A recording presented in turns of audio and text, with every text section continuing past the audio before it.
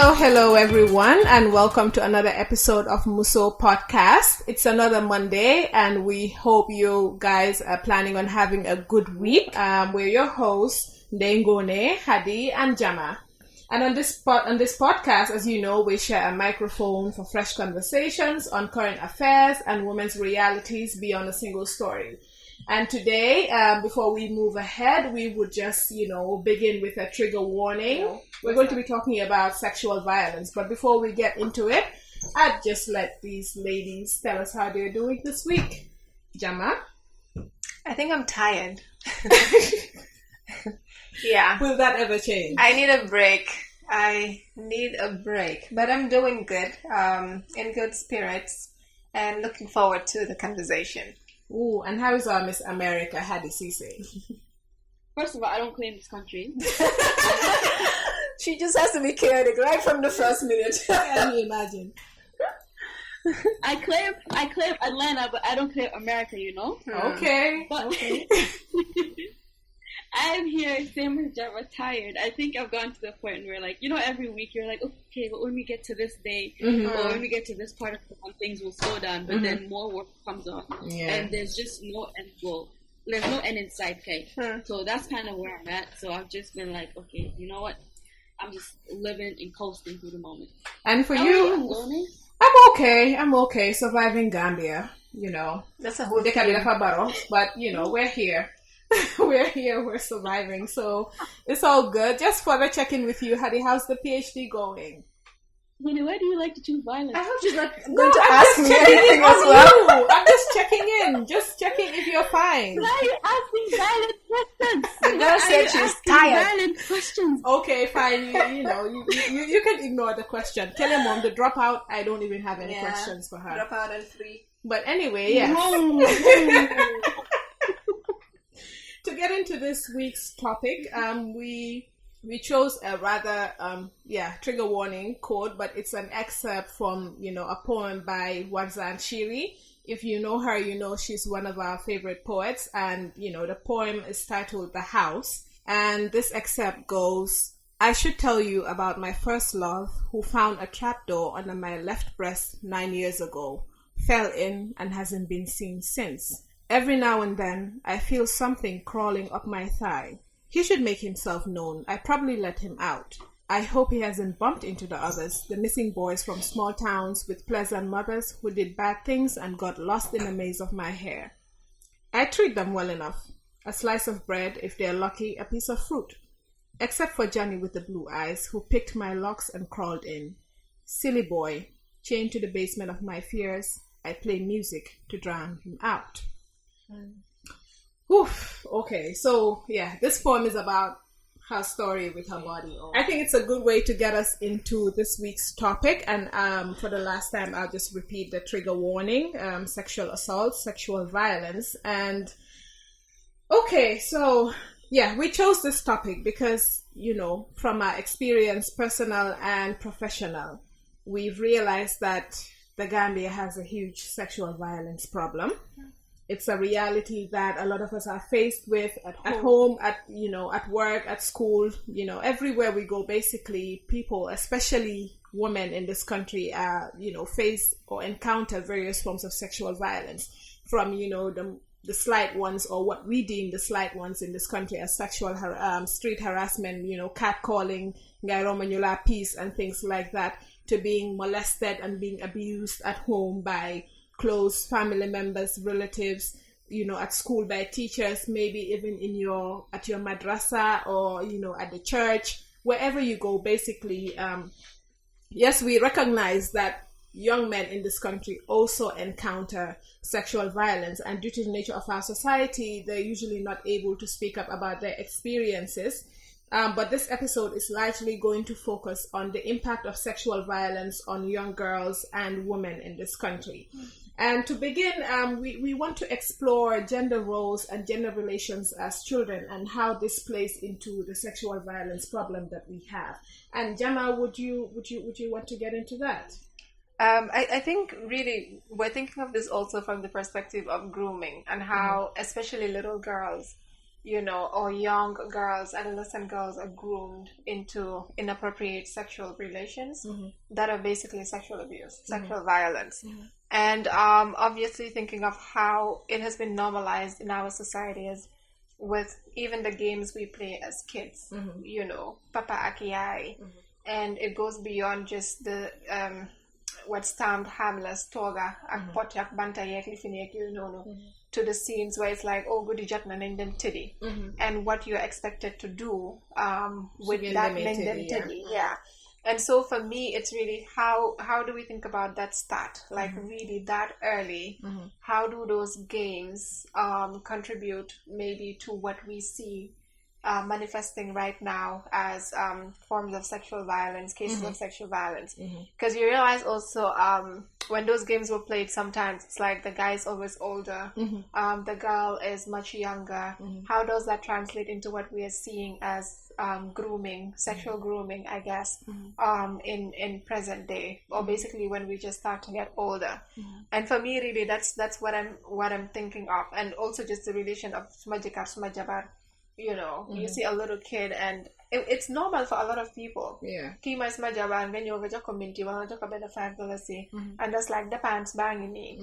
What are you preparing them for, and how do those relationships sometimes grow into a situation where those older people, those adult men especially, who have been seeing this little girl as Majikar Sumajabar, will start to see her maybe reach puberty, her body starts to change, and then they want to take it further and actually, act on that Sumajikar Sumajabar. So for me, really, that's really where I'm starting to think about it from, and looking at how so many of the things we see as games and harmless things could actually be contributing to the problems that we're seeing right now. Hadi, you want to add to that? Yeah, I mean, it's basically, you guys have both said what I feel, but it's so important to really interrogate that whole idea of at such a young age, because a lot of the time, you think about it, stories of girls that they're like 10, 11, and then there's this guy that's like 20 something telling you Kimai Smajabat. And also it may seem harmless in that moment. Once that girl crosses like a certain age or threshold, or like body once the body develops, all of a sudden the guy does make his interest known, that wow, like kind of yaga na Smajabat and stuff like that. And it's disgusting. It's the only way that I can put it. But it's like we've been groomed at such a young age that like it's okay, that we've been taught that it's okay. And even that's why, so when you see a girl that's like early 20s dating someone that's older, and we'll get to that later, it doesn't seem like such a huge issue, because it's been made to seem like Jan Habidal, as long as Jabal Robi, you always have to fill it in one way or another. So it doesn't matter what the age. And I think the point that Jama raised about, this whole papaya game, and how usually when it's time to punyudem teddy, the things that happen in that within or in that environment shows the fact that we do not even teach children consent. Yes. So that when she said that, I was instantly reminded of do these children even know what consent is, and whatever is going to happen in that environment, do they even know that I can say no to this part of the game, I don't want to play this part of the game, I'm only comfortable playing this and this and this part of the game. So these are all things that are usually lacking.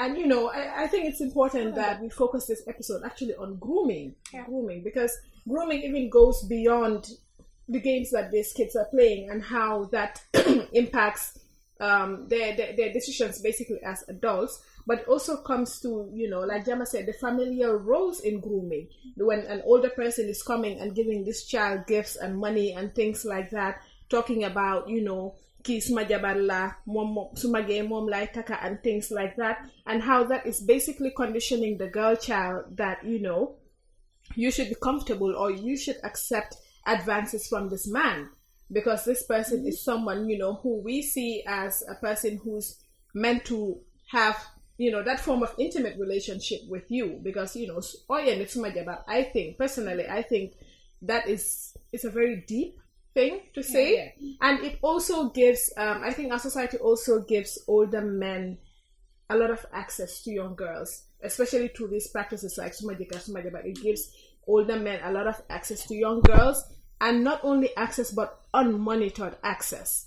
Because the moment this child is comfortable around you, or the family is comfortable around you, nobody basically monitors what you are doing with this child in private, or in the absence of her parents. And sometimes these things even happen in the parents' presence, but the parent probably is not looking out for these things because one, they do not expect it, and you probably would not look out for something you don't expect. So I think that is something that is worth considering.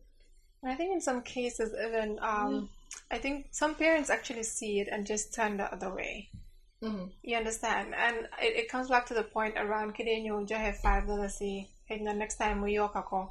And once you start to grow, maybe they're taking up the responsibility of paying for your school fees or something, and there are certain situations that families can be in that lifts a certain weight, especially financial, from them. So it's pretty easy for them to turn the other way and to pretend that nothing is happening and to, just tell themselves, that I could see, even when they know that this is wrong. But because the child has grown up just hearing Kima Sanjakar, even when they're kids and they're starting to turn, nobody really speaks up and says, this is wrong, don't be biking or living in it. You understand? They put them on their laps, nobody talks about it. So as they are growing, obviously that child believes this is normal. This is a person that is allowed to do this to me. When I was a kid, he was doing it and nobody objected to it. So now, it's right. This is what they are supposed to do. And they're not doing it from a place of I want it. It's more, I don't know better. Or this is what I have been taught to accept. And so certain families, I feel, even accept it because of what the returns look like. They turn the other way because of what the returns look like. Whether it's voluntary or not, that's another conversation. But I feel like sometimes it's not just a case of they don't know. Sometimes they actually do know, and they just turn the other way because that's what's convenient in that moment, I guess. And I think before Hadi comes in, I just want to highlight that this this issue you talked about, people bringing in an amount of help that kind of betters the parents or the child's family is a bit more prevalent in families where maybe they rely on assistance from tourists, because that is also why we have a huge child sex tourism problem in this country, because some of these stories are not vetted before they come in. They come in under the guise of providing sponsorship or assistance to the child or the child's family, and because of that, sometimes for the reasons that Jama stated, some families tend to turn a blind eye to some red flags. You may not actually see the act happening, but you're turning a blind eye to a red flag because of the benefits that you're accruing from this person. So because it's about like a greater good issue. Because like in your head, you're like, I'll just sacrifice my child for now so that we can have some kind of financial income coming in, and it makes you, for me, like listening to this has really made me realize how privileged I have been growing up, because I remember and you know how in our communities we don't mention anything like for what it is. Like they muna laha laho. Wow. I just remember growing up, and I remember my mom telling me, this was like 5-6 years old, but they're not really directly mentioning why that's an issue and how it links to abuse and assault. But it's just that so it's like, and I'm I realize that having that privilege, that I don't have to step out and someone gives me money and I need to take it because I can always get that from home. But that's not the case for so many young people in a country where our GDP is like what, $1 a day. So it's really so that whole poverty and just financial situations lead significantly to a lot of sexual abuse, especially for children. And I'm so glad, Ngo, that you brought up the whole story. And I think even police, man, police, Senegambia and stuff. Sorry for calling you. Like Maggie, like Sunya said, they even said like that the Tubab are worthy of coming to the beaches or anything of that sort, but they try to cut down like Hale or Janhayudenyo versus like, the people that are actually perpetuating the crimes, and not the fact that like social situations are the reason that like a lot of people are continuing to engage in situations like that. Absolutely. And I think even with getting into the Senegambia point she talked about, beyond just Hale Akirinono, it's also how they just stop Gambians in general, especially when it's peak tourist season. Yes. You can't come in here, you can't go to the beach, we don't want you disturbing the tourists. But you go to the beach and you see like old men with little kids, little Gambian kids, like absolutely little Gambian kids. No other person with them that you could say, oh, this is a family member to the kid. Yeah. And for me, every time I see that, I don't know. My reflexes just go up. I just don't trust it. Maybe it's coming from an assumption. Maybe it's coming from knowledge that these things are happening. But every time I see that, my reflexes just flash, and I am in full panic mode. Like, what can I do? How can I save this person? But then again, it's the point that Hadi raises. If those people who are supposed to enforce the law are looking at those things, you're watching this person go through the barriers, and you're not asking any questions. You're not trying to find out where these kids' parents are, where their guardians are. If anything, I mean, you could go to these parents and they'll tell you, oh, more their sponsor, so they've gone to spend the day together. We've had the stories of, those stories, for example, the men who come, these white men, tourists who come, book an apartment, and then they have the kids they're supposedly sponsoring come spend the weekend, and then they sexually abuse them. So I feel like those questions are not even being asked, because as usual, authorities in this country always like to focus on the wrong priorities, and pushing their energies on things that are not really relevant. But these things they're not chasing, and it's right there. Everybody sees it. And I don't know. So I think sometimes it's not even surprising that, the people, when it comes to child sex tourism, the security officers stationed at these places are not able to pick up on these things. Because if they themselves are perpetrators, how would they be, or on what ground would they pick out, other tourists who are doing this? Because I've witnessed a grown police officer who was basically, catcalling and sexually harassing a young girl. Like, this girl was a minor, and she's someone I knew, and he was like, Dolin Makome. And I looked at her, I was like, first of all, you're a police officer, and why would you even look at this child just because she looks big in uniform at a checkpoint, at a police checkpoint? So after that happened, I said to the child's mom, I'm like, Kini, if he saw something going wrong, he wouldn't be even in a place or a position to help whoever the victim is, to even identify the wrong, because he does not see anything wrong in him being an adult, a police officer in uniform, catcalling a minor, and going to the extent of saying "nekoku nenkoko mei." So I don't know, that it's a whole lot of issue, and it's difficult to control grooming in the Gambia because of our communal way of living, because the way we live is so interconnected. Most of our homes are extended families, and within that extended family, everyone is basically just trusted implicitly, basically. So parents trust their children with everyone within the family, whether you're male or female. If a mom needs to do something, and she needs someone to hold their child or to help them look after the children, they would say, because they trust you. They trust that you're a family member and you would not harm the child. And there's nothing wrong in trusting people, but there's something wrong in blindly trusting people. Because in this country, we've seen a lot of cases where family members, have raped and sexually assaulted babies. I've seen a case where the baby was less than 2 years old. We've seen 3-year-olds, not even a year old. So we see all these cases come up constantly, but somehow we fail to learn from these things. We fail to learn that, you can trust people. You can trust your family members. You can trust the teachers or whatever, but you should not blindly trust. You should always pay attention to your child and listen to your child. Look at the way your child, because even where a child has been threatened to not speak up about the abuse that they've encountered, you should observe the way that they act around that person. Are they too close to that person? Why is your child too close to that person? Does your child run away when that person approaches them? Why is your child running away from that person? Does this person spend too much time around your child? Why are they spending too much time around your child? Yes, it's good that we have a communal way of living, but what are the harms of living so closely and so interconnectedly? I think these are things that somehow we overlook. Because we don't want to hurt other people's feelings. We fail to look at these things or point them out. Yeah. Hadi? I think even like you said, communal living is fine. We all get the help that we need.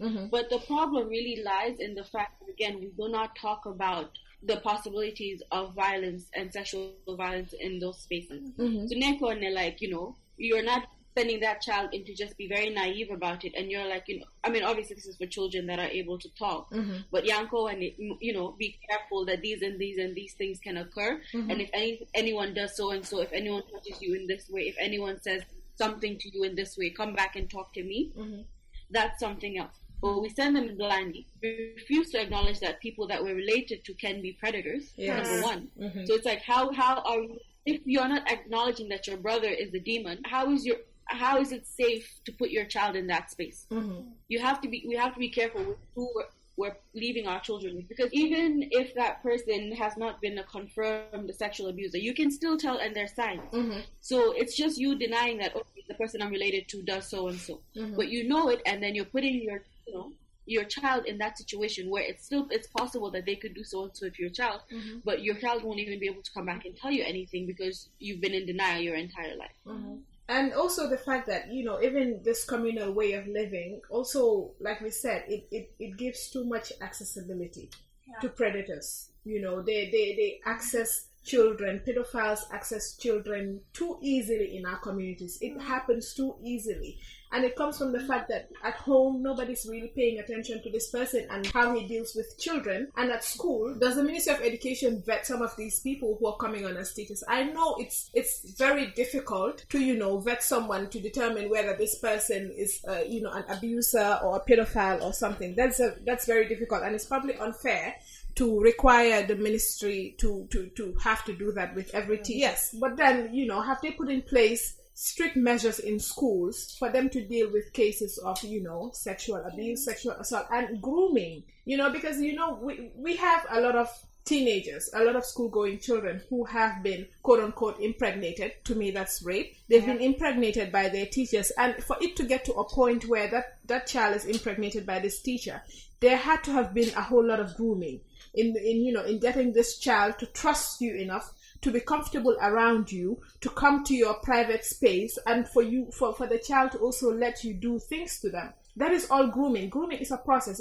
It's not just a one-stop thing. It's a process. Hadi, do you think it's possible for the government to put in place measures to curb that grooming, that form of grooming? I think it's quite possible. And I know you said it might be unfair for the government to vet every teacher, but I don't think that's unfair. And I think we impose way too many limitations on our government. Because I think that's part of the job that they're supposed to do, to make sure, and if you're going to raise, the next generation, and if you're actually dedicated to making sure that the people that you serve are healthy and they don't have to grow out of traumas, then it's important to put into place, measures that keep these children safe. So I don't know how it's going to, it's very, very important to have background checks and all of that for people that are working with children. Because even here, for me, like doing research with young people, I have to, I forgot what the name of the certification is called, but like you have to go through certain safeguarding protocols to be able to be around kids. I think for me, it's also the point. It's also the point that you have raised. So, okay, fine, we can assume, how do you go about the process of vetting people before you employ? I don't think it's magic. It's happening in other spaces. And the same can be done, especially for people who are placed in a position where a lot of the relationship is based on trust. So we always hear this conversation around, children are in homes, parents are doing their sometimes school for guidance, then who are they spending that under whose guidance is it, under whose guardianship is it? It's the teachers, it's the head teachers, it's the authorities in the school. So for me, I feel like that's an important step that needs to be taken. But you just need to look at how cases of sexual abuse in schools are dealt with to understand. We may probably never get to that point where people are vetted before they even get employed. It happens, and who suffers the consequences? It's the girl. You get kicked out of school, you get blamed, you get shamed, you get named in all sorts of ways. But the teacher, if anything, is just transferred to another school where they can continue to do the damage that they know how to do, where they can continue to prey on other little girls, where they can continue to exert their power. Because I feel like there's also an issue of power. We've seen the conversation on sex for grades in Nigeria, and maybe we may not call it that here, but it's a part of the process. It's a coercion that happens. It's how female students are groomed into, just trusting these people enough to say, okay, I'm just going to do this. But then if I don't do it also, what are the consequences? I think those are some things that we need to stop and think about as well. What are the consequences? Is it a continuous failure of this teacher's class? Is it being blacklisted? Is it always getting in trouble even when I don't do anything at all? So for me, it's also how do we look at that power dynamic when it comes to grooming? Because that person has some form of power over you.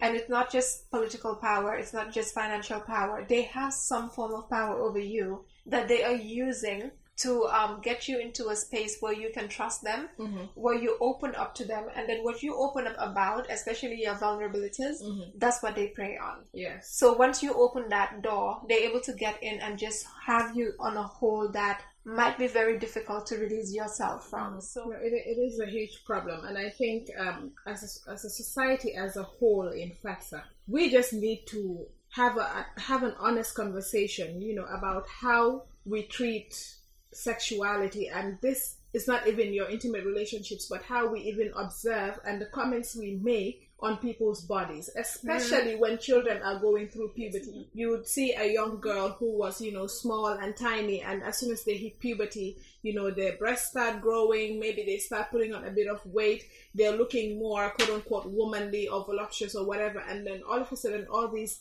disgusting comments start.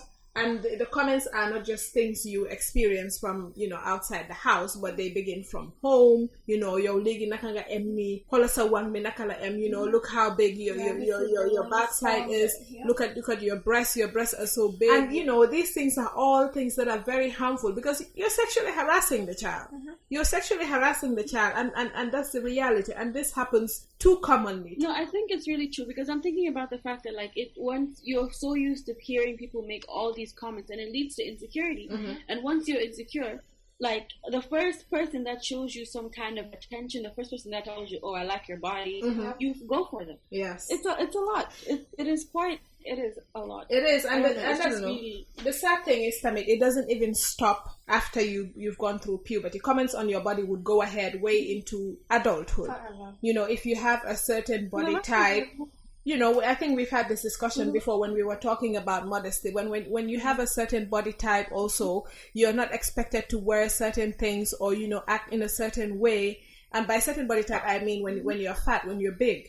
You're not expected to wear certain things because you're attracting undue attention to yourself.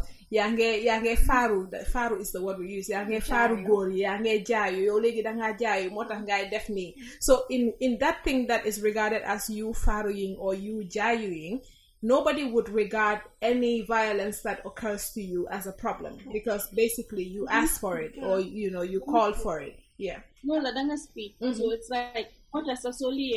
if you're I know we'll talk about this later, but it's the whole idea, and it's so started. You want them to go for and your quote unquote speed. If you get older male attention, it's fine because the older men are who can handle you and not the men your age. The younger ones. Yep. Yeah, it's heavy and it's just depressing. But like you said, Hadi, if at a certain age you're being regarded as speed and only older men can handle you and stuff like that, that influences the kind of romantic or intimate relationships you get into as an adult. Because as a young child, even outside of people making those comments, if you're being constantly groomed and molested or sexually abused by older men, this is what you're trained or raised to see as what's right. That kind of relationship, that wider age gap, is what you're raised or trained to see as normal. That's what your brain or your body has internalized as a normal relationship. So in that, you grow up and you tend to gravitate towards, older men, some of whom are predators. Yeah. This is what they do. Their modus operandi is getting close to young, vulnerable women like you. And like a predator, they can always point you out from a crowd. They can look at you from out of a group of people and tell that this person is an insecure person, maybe because of some bad experiences that they've had as a child, or some comments that have been made, or for whatever reason that you're an insecure person, and they would what's the word that I would use? They would latch onto that insecurity, try to make you feel better, make you feel wanted, and by doing that, they're grooming you into accepting their sexual or inappropriate advances. And we've seen this happen a lot. Some of us have personal experiences of this thing. And when that thing happens, the blame always comes back to you as the girl, because somehow you're supposed to know better. and the blame doesn't go to the older predator who's looking out for these young girls and basically abusing and molesting them. It comes back to you because you're supposed to know better, you're supposed to do better and whatnot, forgetting the impact that growing up with those insecurities can have on you as a person and on your relationships with other people. I think it's also just how people just have normalized it. You understand? To a point where when there is harm, like you said, nobody stands up for you. And I think it points to the bigger question of sexual violence issues we have and the reactions we see to cases of sexual violence, even if it's not against minors. So all of those questions are things that are coming in from a point of, oh, it wasn't a person that actively sought to do harm to you. It wasn't the person that actively sought to violate your rights, violate your privacy, your body. It is you, the person who is a victim, a survivor. You are the one we're going to point blame on. And obviously that's linked to just, our patriarchal norms and how all of the blame just falls on the girl. And for me, really, it's what allows grooming to continue because people see it and nobody talks. Instead of saying or questioning the guy who's so much older, who has no business being in any form of sexual relationship or romantic entanglements with a minor, they question the girl and say, dafa joke, dafa wobot. Kidi moromi bayam. You understand? Those are the things they say. Lala mo def aki, halis la ko tope. So we find all the many excuses and all the many blames or points of blame that we can put on the girl, as opposed to holding the man to account. The man who is older, the man who is obviously overstepping boundaries, the man who should know better and probably knows better but is not acting on better, we don't hold them accountable because it's easier for society to just point on the girl because one, amut power, nekut gor, munuta wahal bopam, so you go blame sa, she's not going to be able to fight back because then you're fighting against people who already are on the other side against you. So how do you come out of that situation? Yeah, Hadi? One more, I just wanted to add one more thing. It's and all of that. So whenever something ends up happening, like if, there is a case of rape or anything, that's how much easier it is to blame the girl because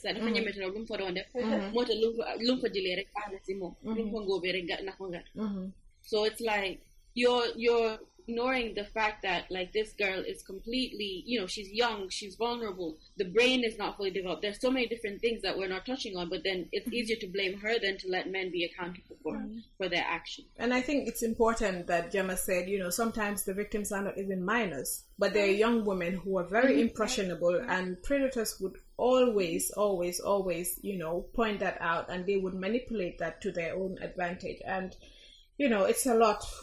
I think they sometimes do that also from the point of, okay, you guys say we shouldn't do anything with children. So once they've hit 18, then I can do what I want. You understand? Because then when shit hits the fan, it's like, oh, she's not a minor. Yeah, matla. Makla, munna consental bopam. But there's certain relations that are absolutely inappropriate. The power dynamics are absolutely off. Yeah. That is not a relationship where, the girl who is so much younger has any say or they have any power or any agency or any autonomy to really make certain decisions to protect themselves, to protect their bodies, and to just say no to the things that they do not want. And I feel like a lot of the predators we have, sometimes they look at that because we see the conversations on Twitter like, how old are you? They see girls who have fully developed really quickly, probably look older than their ages, in the context that people say that. And it's like, how old are you? I'm just asking so I don't catch a police case. So they know what is wrong. But they're looking at the age of consent and thinking, okay, so pass a low then I'm going to do what I want. Because then at the end of the day, society is going to look at it and say, well, it's the person has hit the legal age of consent. They're no longer a child and they're in the position to consent. And I think they really, really take advantage of that situation. Even when they know a 20-year age gap, obviously there's some messed up power dynamics in there. Even a 10-year age gap. Translate into a healthy relationship most times. You guys, I think this is a good point for a break because this is heavy, and like we said, so, we apologize for any triggers, and we'll be back shortly.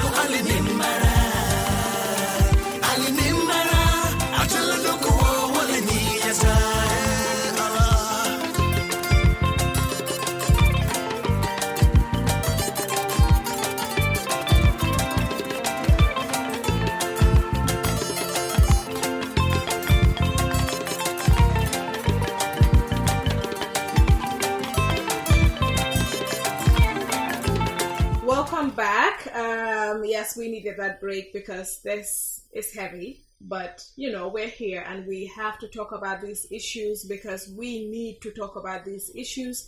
People need to be educated on, all these harms that young women face in our society, especially grooming. And, we're just going to renew our trigger warning. Trigger warning, we're talking about grooming, we're talking about sexual violence, sexual assault. So to pick up from where we left off, we were talking about older men who groom younger women, and we see this all over our society. There are older men here who they never get on with, or they never date, or they don't marry women who are within their age group. And, there's a lot to be said about the power abuse or, the power dynamics in that relationship. Because if, for example, the young woman is 20 and the man is 40, 45 years old, there's a lot to be said about how that relationship can be twisted against the benefit of the young woman. Because this is someone who has so much more life experience than you, somebody who has, they have much more power, and usually they even have more financial power than you do. And, when these situations happen, people would usually say, well, but like we said previously, do we even investigate or examine why, these things happen? And, the words like, what we use, like wobot, dafa buga halis, and whatnot, halis and kotope, dafa nyeme. These are all words that are only reserved for young women. Because as much as we have, power imbalance relationships between older men and young women, we have the same thing with older women and young men. But young men in these relationships are not looked at in a negative light. Basically, they're seen as, hey, mom, hi, boy, mom, ability, or mom, they basically, it's like some form of what's the word I'm looking for? It's like some form of achievement that you, as a younger man, you're able to have or date or be married or secure this much older woman, who is rich and or wealthy or whatnot, or in a better situation than you are. So we also have, I think it's all to do with patriarchy and how women are always looked at in a negative light. Yeah, because I feel like there's a stigma in being a female sugar baby, but with boys or men, when they're dating older women, it's a valid way of getting out of poverty. Yes. Yeah. Tourism at Tuvavi, how if a young bumpster, let me use bumpster, is married to an older Tuvavi woman, they're like, oh yeah, get your points, it's fine, reparation. But if it's the young girl, the language and the dynamics are, the way we describe it is completely different. Because it just goes back to the whole Nyeme situation, and it goes back to, there's more shame attached than there is when the woman's married. And it's interesting, even with the whole issue of seeking financial freedom or financial independence. Again, when the guys do it, it's like, okay, I'm gonna try to support family. They're trying to uplift themselves. But when it's the girls, like, hit a boogie. You understand? That's you're basically a gold digger, and that's how you are seen. And that is why we sit in places and we see these tourist taxis making noise all over for a wedding when it's like a guy who's secured or who's been able to get into a relationship with an older white woman because, well, Kigen and Asigetobi, they've made it out. You understand? And for me, I think it's also really hypocritical because a lot of the families who sometimes support this know, okay, this is a person who's only doing this for their financial gain, which is in itself exploitative of the person that you're getting into a relationship with, who probably believes that you're doing it because you love them, but then you're only doing this. And at the end of the day, it's also how people see that partner. You understand? I feel like it's really nasty. It's really exploitative, but it doesn't happen when you go on the beach, for example, and you see young women, with older white tourists. It's always a look of disgust, that comes from people. It's always judgmental. It's always even if you're not sure that that's what's happening, even if that relationship is built on love, it's always seen from the point of the fabuge. You understand? So for me, it really goes down, and it's really what we see again with these relations, even in our context where it's Gambian, that's what we see. But the boys don't get blamed. It's like you're celebrated for drawing the attention of an older woman. And to an extent, you're also celebrated for your supposed sexual prowess around how you're able to satisfy, older women sexually. But for the girls, it's a completely different thing. And again, it's just the patriarchy and how all of this violence is gendered. All of the abuse is gendered, whether it's physical, whether it's emotional, verbal, whatever form it comes in, it's gendered, and it's the women that always get the brunt of it. I like that with the sexual abuse of young boys when it comes to like their first sexual experience, when they got or something like that. Being like when it's sexual abuse, it's just I did it with an older woman, and it's like, bro, you dealing with trauma. It's like a rite of passage. And that in itself is grooming as well, because a lot of times also when we talk grooming, we're thinking just girls, but that in itself, is grooming. Again, it's coming from a person that's trusted, usually someone that's caring for you, inappropriately, and that's really how it starts. They see how you react, in your private parts, how do you react to that? They do it again, they go further, and then you get to a point where you feel like, oh, this is right, let me just explore, and then you go out and share with your peers, and it's, oh, mantame defna, hey, it's like a club that you get initiated into. So defé rek yow tam dem nga bokk ci club bi, and it's sad. Yeah, and I like that Gemma talked about the men and their relationships with these white women, because we have the sex tourism in the Gambia is very common. But somehow when we talk about sex tourism and, these relationships, we always only consider young women who are, basically doing sex work within the tourism industry.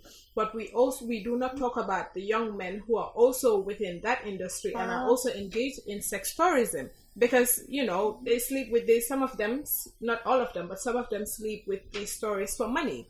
So, it's funny. Sex work, but nobody recognizes it as that. But when it's men, it's not recognized as sex work. And that's why sex workers or female sex workers in this country always suffer attacks. Because a few months ago, some of them around Latukunda were attacked on two occasions. On two occasions by men within that community, because they saw them as immoral people who are engaged in sex work, forgetting that a lot of young men in this country are also engaged in sex work. That's course. And I think in relation to grooming too, one thing is how much easier social media has made it for grooming to groomers or predators to target young women, because we have a lot of young impressionable women who have accounts on Facebook, on Instagram, on social media, and we have a lot of grown men whose only aim or only objective of being on social media is get into their DMs. They begin by commenting on your pictures, nice picture, or you look beautiful, blah blah blah. From then they move on to your private messages, and then that's how they start grooming these young women, having conversations with them, beginning with compliments, and then basically initiating you or luring you into an intimate conversation with them, and then building an intimate relationship with you, where if you're not careful, you may end up sending them nude pictures or doing things which you generally would not have done with this person if they had approached you on a platonic level. So I think that's also something that needs to be examined. And I think with that it becomes even harder. So we were talking about the family setting and how parents and guardians, for example, can pay more attention to the behaviors of children around people who may be harming them, who may be sexually abusing them. And with social media, and include WhatsApp to that, include all of these messaging apps, it's much harder, because I have a niece who this happened to. It's happened twice actually. She was given a phone and all of a sudden she got a call from a number she did not know at all. She received the call, and this guy was naked and was masturbating. Just on the phone, just like that. So she ran to my cousin, her aunt. It was like, "Hi, Auntie Holali." You understand? And that person was able to just end the call immediately. But imagine if she had not done that. Imagine if she just sat there watching it, and that person probably captured her attention and would do it regularly and say, go to a place where you are alone. You understand? Because then it gets into the kid's psyche, and it's like, when this person calls, I need to be alone. I need to be in a place where nobody can detect. And it's in your phone. If you're in a place where maybe the adults don't want to be checking your phone all the time because they want to also honor your privacy, they're never going to detect that. And so it's easy for that to continue for a long period, onto the point where maybe, because some of these people, they started online and then they book tickets and come and meet you and then do it. So I think social media also just makes it even harder for that monitoring to happen, for people to pay attention to the signs, because it's something that happens on your phone. You look at it, people can think, oh, this is harmless because they're not really touching you. But it's bad because they're grooming you to accept that being with me in this situation is normal. So when I am with you physically, it's just an extension of what we have had on the phone, what we have been doing on video call. This is just an extension. And these are kids who probably may not know better. And even if they're growing older, it's again that acceptance of this as normal, that acceptance of this as harmless, and that acceptance of this person as someone I have trusted simply because we've been doing this for a long time. So it becomes even harder to monitor. And now with kids having phones all over the place, it's really scary. And I even think it's even traumatizing for like a child to just pick up a call and somebody's masturbating. That's wow. That's just wow. And twice I was like, take her phone. Don't give them phones. Why are you giving them? Get them simple phones. If the goal is to communicate with them while they're in school, get them simple phones. Call them, text them. Keep it at that until they get to an age where they're emotionally mature, they're more understanding of the things that happen around them before they move on to smartphones. But this is the world we're in. Yeah, I mean, I want to also, with age gaps, I want to bring back the whole social media thing too with age gaps, because social media is a good tool that these men will keep tabs of your age, because as soon as they think you've turned 18, they can start sending the eye emoji. Yeah. And it's just so important to remind people. It should be common sense, but legality doesn't mean that something is right. You cannot be almost 40 and DMing someone that's 18 and then telling them, oh, you get me so well. Wow, if I wasn't married, I would make you my wife. Blah blah blah blah. Like, that's not how it works. And even from a development perspective, so with the brain, right? Obviously, the brain has many parts. It's not just one gray blob. But like the prefrontal cortex, that's where like your rationality, decision making, developing, understanding and differentiating between good and bad, that's where it develops. But the prefrontal cortex doesn't finish developing until at least around 25. Wow. So before that, as adolescents, you want to do thrill seeking, you want to do, you're not thinking rationally, and you have a valid biological reason for not thinking rationally. Yeah. So for someone that's 40 to come to an 18-year-old and try and do the whole, you're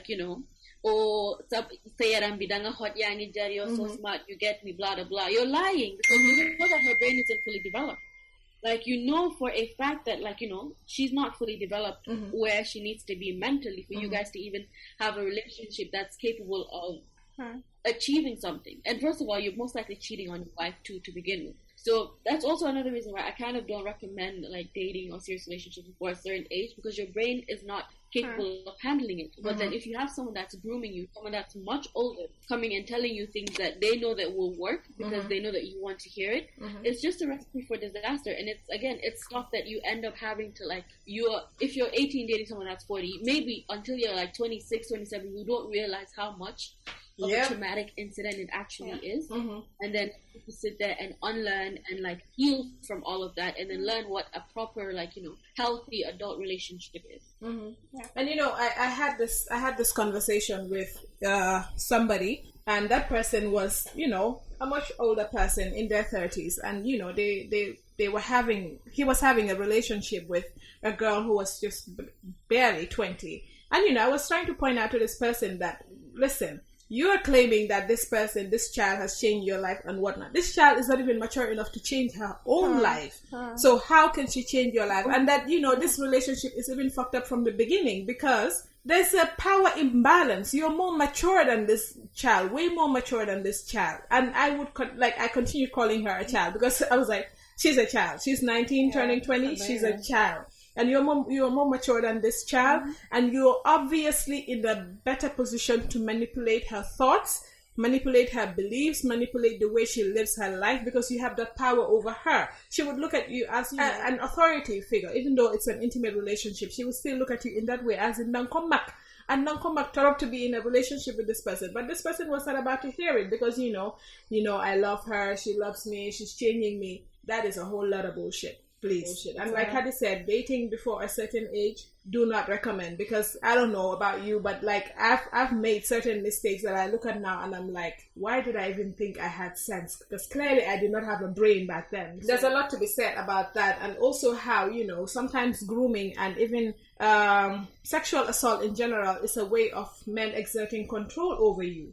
You know, basically to teach you a lesson, and we see this in increased cases of revenge pornography, for example, in this country. You know, yes, there's laws against pornography, but every few months or every few weeks we hear of a case of a person who has, you know, taken an intimate picture. Maybe the victim is the one who shared the intimate picture of you, or you took the intimate picture without the victim's consent, and then you shared that picture with third parties. And basically, I don't know, personally, I believe people who do this just do this to control you, to humble you, to teach you a lesson, to show you that even as great or as fine or as whatever as you are, they still have the power to break you, and they use that as a way to control you, and it's just messed up.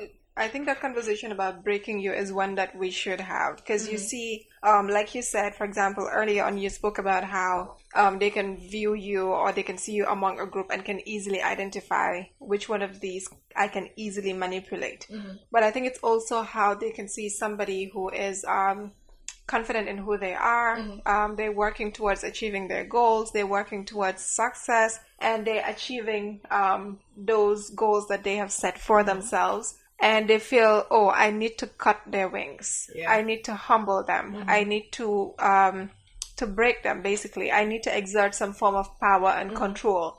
And that is how they go on and do that. And it happens even, I know we're talking about grooming, especially in relation to older men and younger women, but even to older women. Yes. In cases where you're vulnerable, you're sleeping, for example, you know, or you've been drugged, for example, and you absolutely have zero power to stop what is happening. So they do that to exert power, and it's a pattern. It's really the same kind of people who do these things. Always. It's really the same kind of people who are seeking out teenagers who are struggling with insecurities, who are struggling with trauma, who have probably not even started their journey of healing, you know, and then bringing them into your circle, getting them to trust you, and then you preying on that trust and preying on their vulnerabilities. It's the same kind of people that do these things. And so it's a pattern. And it's kind of like a book that they follow. The guides are there, they follow that, and they continue to do it because, well, our laws only serve as decoration on the shelves where they're packed after being passed.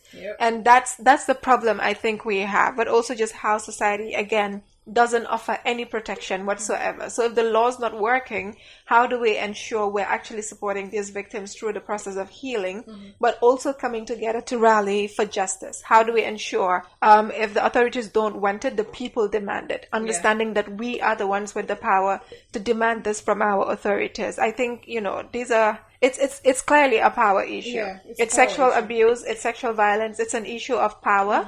It's about somebody who has power over you and can use it over you in a certain period. And most times there's really nothing you can do about it. Hedy, you want to add something to that? I think, like, for example, in a place like Gambia has really great laws on child protection and just, you know, on a lot of different issues. But who's enforcing those laws? And that's where I think that's where it all comes down to, because you can have this great piece of paper that's telling you that this and this is wrong and this and this and that, but no one's enforcing it because the people that are meant to enforce it don't believe in it, and they're the same ones that are practicing stuff that they're not supposed to be, you know, that they're supposed to be fighting against. So it's really, really, really difficult. Like, I know I always bring it up. Anyone who knows me knows I bring it up all the time. But like the whole Gemma, when we went to Parliament when they were passing the Child Marriage Act. No, because it's one of those. It's honestly one of those things for me as a quote unquote activist that has defined my work. Because realizing that the people that are meant to be fighting for you are actually your biggest enemies. It's a wake up call. That was a tough one. That was a tough one to take in. And not too surprising, to be honest. I mean, for me, it wasn't very surprising, but it was just shocking, especially with the context within which it was happening. We were there to discuss. We were there basically for them to engage with kids and adolescents, including some survivors of child marriage, ahead of the big national event of the Assembly passing the law on, you know, child marriages. And everything was just focused on blaming the girls. Everything was just focused on controlling their sexuality. It was I don't know. Anyway, and this whole thing on control is also visible in this sugar daddy, sugar baby relationships. Yep. We may have mentioned this before, but the whole dynamic of the relationship is just exploitative in that, people look at these relationships and they think, hale nyo buga halis, they're slay queens, they want to get the bone straight hair, they want to get new dresses, new shoes and whatnot. But nobody actually looks at why these men, these older men, are serially known to be dating younger women. And nothing happens. Like, I have no words. Yeah. But yeah, it's like, we all know these men, they're older, send more me papa lang, send more me mom lang, whatever. And they always, like, there are men in this country, that people know them to be, serial sugar daddies. They're always dating younger women, but nobody ever points a finger at them and says, this man is actually disgusting for doing this kind of thing. No, it's always, Hale Buge, why are they with these men? Why are they with this man? But why are these predators, to me they're predators, why are these predators going after these young women? But anyway. Because again, like, it's what we were talking about. Because you look at these people, I mean, generally the trend is also they're rich, they have power, they have some space in the circles of influence. Yeah. So people will just shout about it. It's just like how we spend all of our energy, making noise and talking about the cases, and then nothing happens because what they have space in those corridors of power. So obviously, it's with that impunity that they move. They move with that knowledge of I can do whatever I want and get away with it because my money will cover me, my status will cover me. My powerful, influential people will cover me. Yeah. So to hell with what anybody else thinks. I hate bringing up issues of what's it called, women against women or whatever, but there's also something to be said about some women who would literally die protecting or basically protecting men who are accused of sexual assault or being predators. Like, that's a hill they would literally die on. They would kill their entire generations on that hill, but they must defend and protect these men. Like, pledge loyalty to them. They would go all out. Especially if a case goes to court or something, they would go all out to just push your agenda and just defend you and protect you and whatnot. Like, what do you gain from it? Why do you hate yourself? Please. It's conditioning. It's complete conditioning. Because it's like, again, that's why I don't, for me, obviously I say men are blood clots a lot, but I think what we always need to remember is patriarchy is the enemy. Not man versus woman, not any of that. Yeah. It's like we're all in societies where we're conditioned so much by the patriarchy that you feel like if you don't align yourself to it in one way or another, you're going to lose. And most of the time you will lose. You will lose, like, depending on what the definition of lose is. So, if you want to be the good woman that's out there, jonge, protecting men, being a wife, being all of this, then you want to align yourself to the system that will help you elevate your societal status, which is the patriarchy.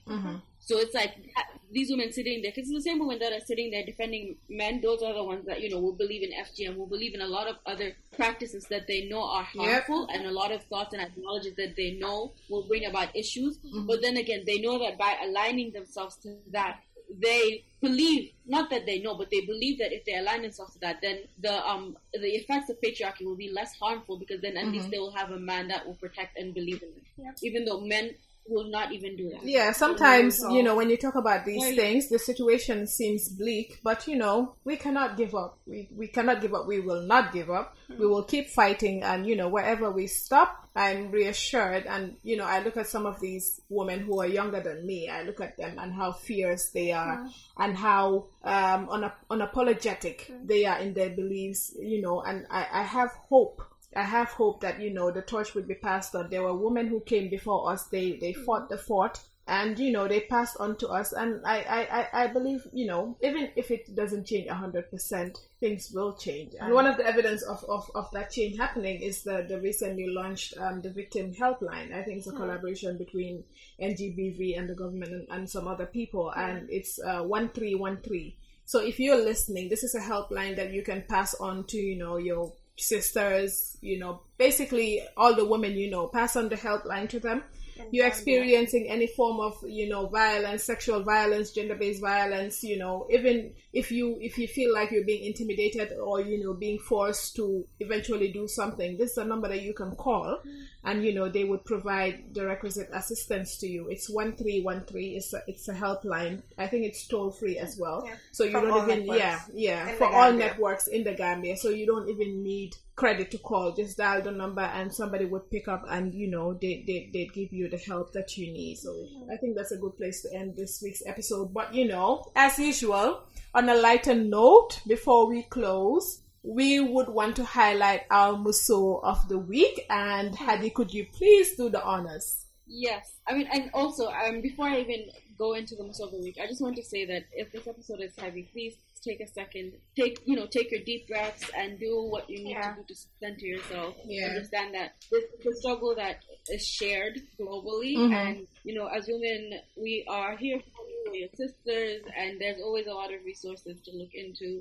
I mean, don't ever hesitate to reach out if you need resources on, you know, different things. And also thank you, Goni, for highlighting the helpline. But our Musso of the week is a collective Musso this year. So in 2019, a very, very, very brave collective group of young girls and women came together to identify and name the predator slash abuser. And so our Musso of this week is the collective of just surviving Melville survivors. They did something that was unheard of. They did something that was so brave. They put themselves out on the line and they said, this is the man that did it. And it was a call. It was such a huge call because so many other young girls and women were able to come out and be like, yes, you know, it wasn't a one person thing. It wasn't a one time thing. He did this to me. I know people he did this and this to. He almost did so and so to somebody.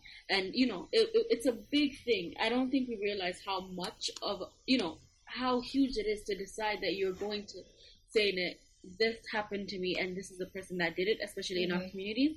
And so if anyone deserves Musso of the week, it's them. Thank you so much for sharing your story with us. Thank you for telling us your story, and, you know, for allowing yourself the ability to tell your story and for allowing yourself the space to start the healing process. Absolutely, they're amazing. And when I said that, you know, when I see this younger group of women, I feel hopeful. I think they're the reason. A lot of them are the reason why I feel hopeful, because they're so brave, they're so unapologetic, and, you know, they're everything I wish I was when I was their age. Absolutely. And, you know, you guys, even I keep saying, even if nothing comes out of it, the mere fact that you spoke up and you were so open about it and you fought tooth and nail, that alone is something to be proud of, and we're very proud of you, and, you know, we're always here for you, always. So that was a huge moment. I think, you know, we can't get to a point where it's like nothing came out of it. A lot has come out of it,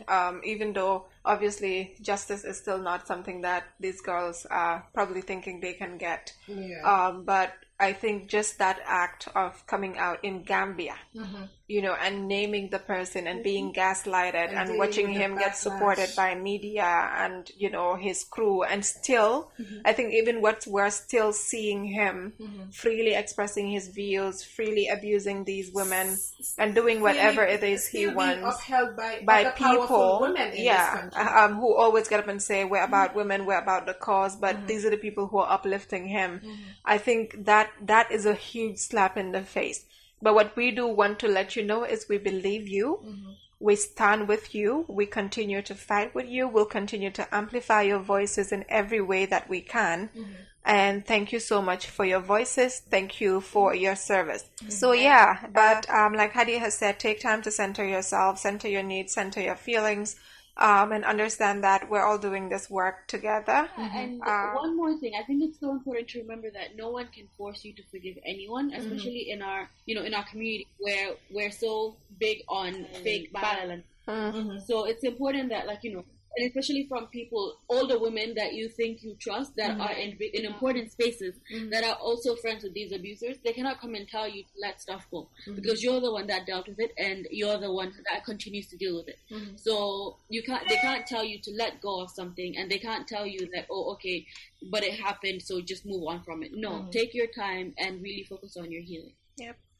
I think that's absolutely important. Don't allow anyone to force you into a place that you're not ready to get into. So yeah, it's been quite a heavy episode. It's been a lot to talk about, but I think it's really important that we keep having these conversations. It's really important that we sit in that discomfort and we interrogate the many things that we've accepted as normal, that actually have no place in our society at all, because what it means is just a continuous violation of the rights and well-being and welfare of girls and women, especially in this country.